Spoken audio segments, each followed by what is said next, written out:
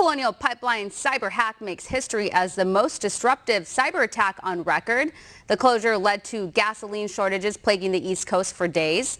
Thankfully, in some areas, shortages are starting to ease up. However, many stations still are running dry, like in D.C., for instance. Approximately 70% of stations are still empty. That's according to Gas Buddy. Or in North Carolina, where more than half of the stations are still out.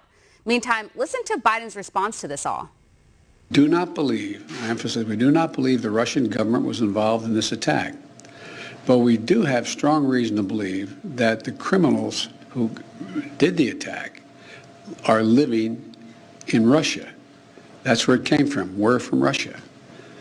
We have been in direct communications with Moscow about the imperative for responsible countries to take decisive action against these ransomware networks. And we're also going to pursue a measure to disrupt their ability to operate. And our Justice Department has launched a new task force dedicated to prosecuting ransomware hackers to the full extent of the law. And finally, let me say that this event is providing an urgent reminder of why we need to harden our infrastructure and make it more resilient against all threats, natural and man-made. So Biden may have claimed he'd go after the cyber gang behind the attack. However, he's being slammed for his response. Senator Lindsey Graham called the Biden administration's response unnerving, saying, quote, "They're naive, they're weak, and they don't show an understanding of the problem." Joining me now, co-founder and chief strategist at GDP Advisors, Seth Denson. Seth, thank you so much for joining me. Seth, I have more questions than answers today when it comes to the Colonial Pipeline attack. We know that they paid the $5 million ransom, and now they're back up and operating again, and some gas stations have gas again, okay. But it seems like almost like the government, everyone kind of wants to just like turn the page on this, and they don't want anyone asking any more questions. There's an extreme lack of transparency in this situation. Well, yeah, and I think don't hold your breath on expecting more transparency to come into play here, Stephanie, because the government doesn't want more questions around this. Certainly, the Biden administration doesn't want to own a gas problem. We don't have to go all that far back in history to remember when Carter had to do that. It didn't play out so well for him. So I think this is part of the bigger issue here. Now, and I can understand why Senator Graham would take his shot at this. And it's interesting that the Biden administration, who regularly called out the Trump administration as being weak on Russia or in collusion with Russia, or on, now all of a sudden wants to say, oh, Russia had nothing involved in this. There's nothing going on here. Look the other way. I mean, now all of a sudden the shoe's on the other foot, and that's a big problem here, I think, as we move forward. Yeah. And then you think of the Keystone Pipeline XL being canceled. And so you think we want more energy, not less. And Biden, Team Biden, they have really not much to say about it. And then we also heard someone in the administration say that, like, the pipeline works. So why did they cancel the Keystone Pipeline to begin with? Boy, yeah, you think that she didn't come off that stage and get a talking to, right? Yeah, pipelines actually are the best way to transport fuel.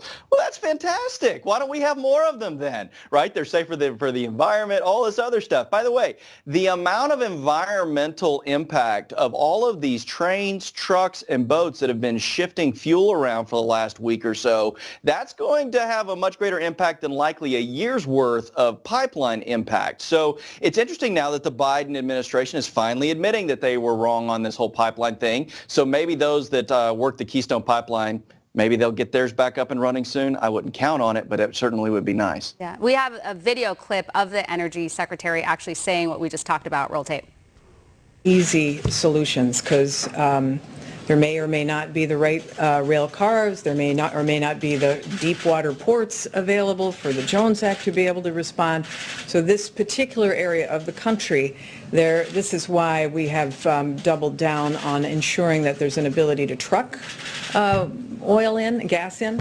But the pipe is the best way to go, and so that's why hopefully this company, Colonial, will in fact be able to restore operations by the end of the week.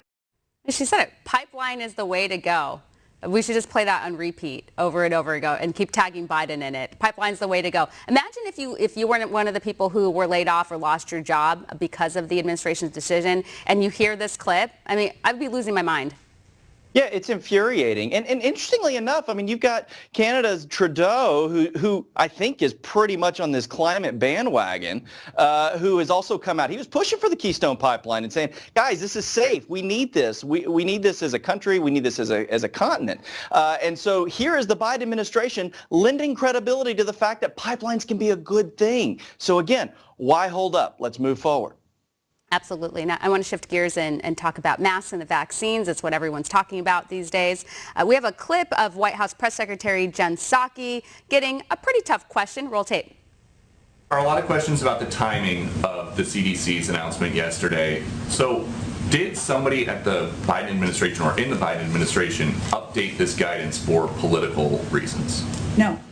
So what was the medical or scientific reason? What was the big breakthrough to do this yesterday? Well, I know that Dr. Walensky did an extensive number of interviews yesterday to answer exactly that question. But as we've talked in here quite a bit about, the CDC, not just Dr. Walensky, but her entire team of health and medical experts are constantly reviewing the data to ensure that they can provide accurate and up-to-date guidance to the American people. So his question, what was the big breakthrough? Politics, obviously. They don't have anything else to back up why they arbitrarily one day, oh, you know what, actually you don't really need to wear a mask outside if you have the vaccine. It's wild. Yeah, I think there's two things to take into account here. First of all is, again, I wasn't in the room, but I do wonder if going into before the announcement, we're looking at a border crisis. You've got unrest in the Middle East. You've got fuel crisis going on. Employers can't get people back to work. You've got a major scale issue. What do we do? Let them take their mask off. But then the flip side of that is, what do we virtue signal about anymore? That's the problem. Now that we don't have that to virtue signal on. So I think they're in their own little crisis there, but I have a hard time believing there wasn't some political thought process behind the timing of demasking. Really quickly, what do you think about employers requiring that employees be vaccinated before they return to work? Is that going to be a problem in the workforce? Are you predicting that maybe some people would rather not go to work than get the vaccine? And I'm not saying that people shouldn't get the vaccine. People got to make their decisions, what's best for their health. But that being said, some people are skeptical. Obviously, not everyone has gotten it. Everyone who wants it can get it. Still a free country. I'm with you, Stephanie. I think people should make that decision between themselves, their healthcare providers. I spoke with mine. I got my vaccine based on the recommendation from my healthcare provider. As specifically to employers, though, it's interesting here because there is legal precedence here that if employers want to mandate it, they certainly can, so long as they're complying with a couple of issues that allow for those that shouldn't be vaccinated to continue to work. But nonetheless, I don't know that you'll see a lot of employers do this. There may be some hints at it from, again, a virtue signaling perspective. Employers do have a requirement to make sure they've got a safe work environment.